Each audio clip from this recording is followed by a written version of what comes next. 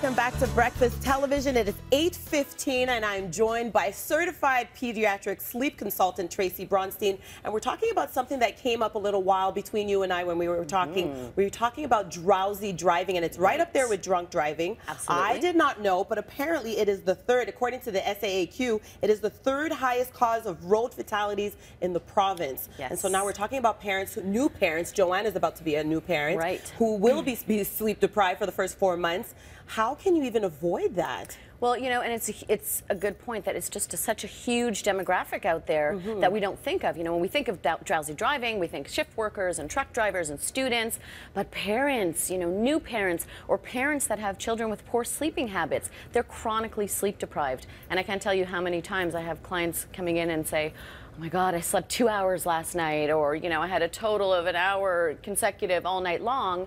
And then they get in the cars to drive their infants around because they won't sleep. So it's really, really, really dangerous. And it's something that we really need to bring awareness to. Well, there's 60% of Canadians have admitted to falling asleep at the wheel. Right. I'm one of those. I was speaking to my team yesterday about how I fell asleep driving my husband's cousins in the car. And this is when my second child was born. He was probably about 2-3 months old. Yeah. And I started falling asleep, and it was those little ridges in the road that woke me up. Rumble and strips, so you're saying a lot of these parents are experiencing this. Is there any way that, are there any solutions, first of all? Okay, so I like to kind of break it down into two categories, right? So we have, you know, newborn phase and under 4 months of age, when it's a little early to do any sort of sleep training. You might have a colicky infant, and maybe that's the only thing that works. So it's just about being aware of your level of fatigue. Use resources. If you know that you've only slept an hour in the evening, don't get in the car with your infant. Do anything else. You know, put them in a swing, baby wear, reach out to friends and family so that you can maybe catch a few hours sleep. You need groceries, get them delivered, ask a friend to pick things up for you. It's just not worth the risk to getting into the car. But you're not telling people to not get in the car at all. You're not saying, okay, you're a new parent, if you have a child that's under 4 months old, you can't drive. Right. As parents, we're all a little tired all the time. Exactly.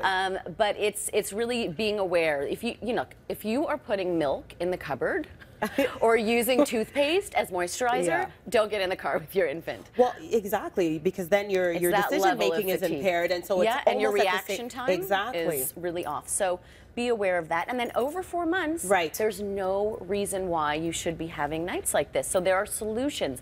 Consider sleep training. There's lots of methods out there. You know, I find it very ironic that we're very afraid of allowing a baby to cry, to learn healthy sleep habits, but we have no problems putting our infants in a car and driving them around the block because that's the only way to get them to sleep. And we were talking about that. I've done that. You know, you take your car, you're out of options, and you say, you know what, I'm just going to put the child in the car because when they're in the car, they're sleeping. Right. Not a good idea. Not a good idea if you are really sleep deprived. Okay. If you're fine, you had a good night's sleep, mom and dad need to tag team. If one parent was up all night, the other one take the baby for a few hours so, you know, opposite parent can get some rest. It's really just being aware and spread the message to moms. Physicians, you know, pediatricians should be talking about this to just bring awareness that not to get into the car because it is equivalent to driving drunk. So you're talking about bringing awareness to this because now a lot of people might not even be thinking it's an issue. And you were just saying something that's really interesting, the irony about how we have to say you have to tend to your children, make sure you're taking care of your child that's crying,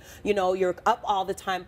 But then people are forgetting that there's these moms out there who haven't slept in 8 hours.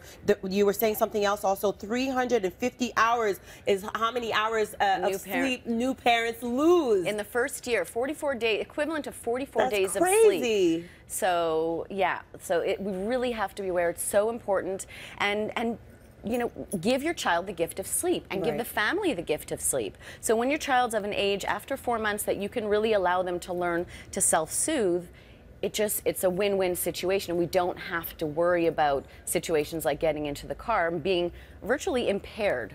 You're impaired when you're that tired. Tracy Braunstein, these are great tips. I think a lot of parents out there can benefit from this, especially if you're a new parent. Absolutely. Make sure you get your sleep. Make sure your baby is sleeping their hours. It's not always, you know, it's not always possible, but at least try to get that sleep in. Thank you so much for being on the show.